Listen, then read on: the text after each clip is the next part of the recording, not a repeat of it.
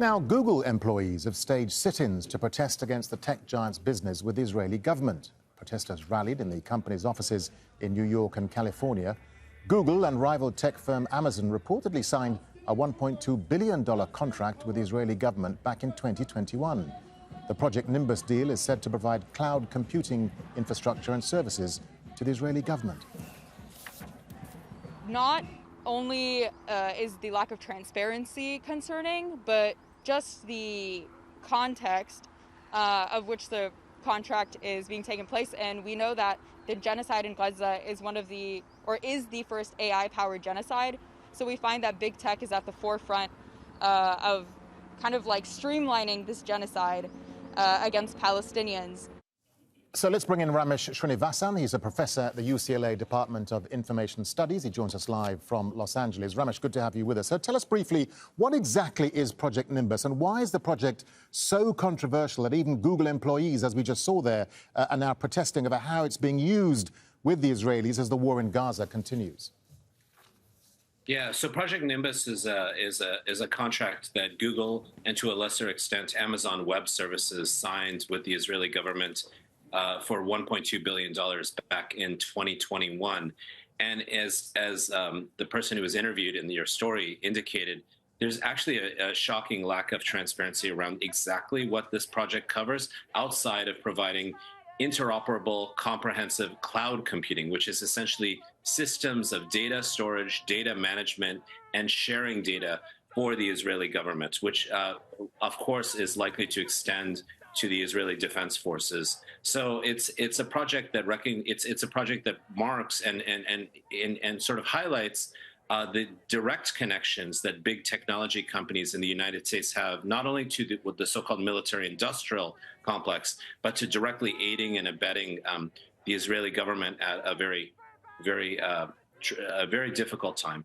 Yeah, and that's an interesting point you make, because the recent International Court of Justice ruling compelled Israel to prevent acts of genocide in Gaza. Could then big tech companies be held responsible if it's found that their AI software helped Israel to target Palestinian civilians in Gaza? I mean, could they be held as complicit to genocide? Absolutely, because we know that these AI systems are actually have a number of false positives associated with them.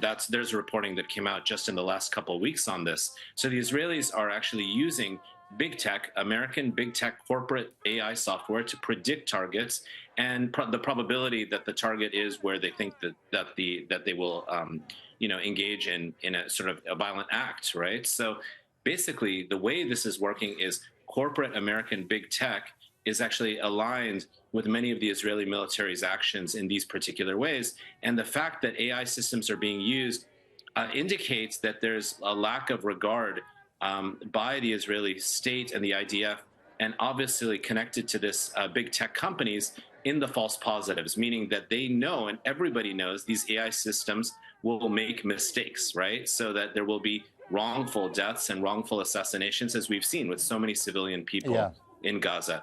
They're basically complicit in the sense that they are signing contracts with this state. Ramesh, so do we know then if Google and to a lesser extent Amazon are selling this kind of technology to other countries or militaries? And once they sell it, do they have any control over how it's used?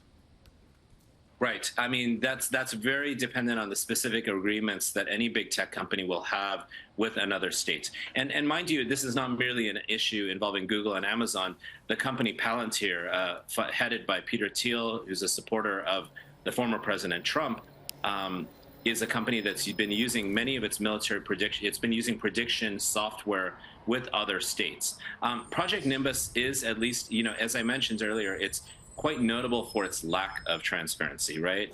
So we don't really know if, sort of equivalents of this are happening with this particular set of partnerships for all data interoperability, for all cloud computing for other foreign states. Okay. But certainly one can imagine that that is something that could happen or is happening. Ramesh, just a final thought to you. Are we now then in a world where big tech is selling this kind of controversial AI technology to the highest bidder in a very unregulated market space that even governments are powerless to police? And if so, what needs to be done? Yeah, as you allude to, it's a much, much larger issue. Almost everything in our lives is turned into data. That data is being harvested by private corporations. It can be bought and sold. It was bought and sold in the case of examples like Cambridge Analytica. So we know that basically our data, these ways of quantifying different aspects of our lives, are being bought and sold and transacted, and largely are being transacted in relation to big tech platforms. We also know in the AI space, we're talking about a very limited set of actors, something of an oligopoly, both in the US and China, just a few actors that are using our data without compensating us potentially for all sorts of aims, whether they're advertising-oriented aims or in this case, potential surveillance assassination types of aims. So what really needs to be done is every single corporate-driven technology must be regulated to ensure that it's audited, that there's disclosure, and that we are very clear about what data of ours is being used, by whom, and for what purposes, and the rights are returned to people accordingly.